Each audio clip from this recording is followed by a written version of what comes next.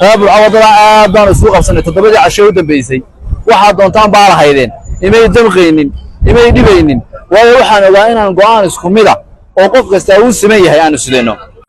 horta maanta waa farxad weyn waxa alxamdulillah rabbil caalamiin inay reer Burco arkeen oo dareemeen iyadoo jirtay oo ay mar walba dhab noqonaysay wasiirku uu maqnaa inay mas'uuliyiintu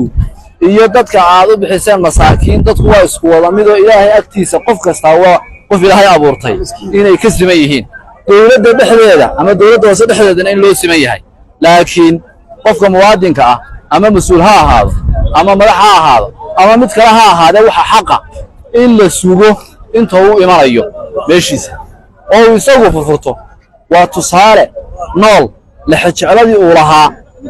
oo hanti ah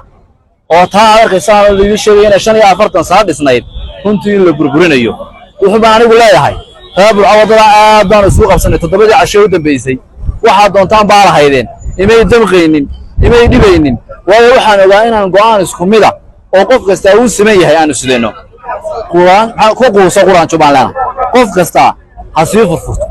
qof kasta isaga oo hantidiisa mas'uul ka ah ha sii dhamaysto inta aan loo imanin waxa iman doonta ashxaasta ka dhalaadagta in gaah iyo qorqabatin iyo culays aan la jeclayn inay ku iman doonto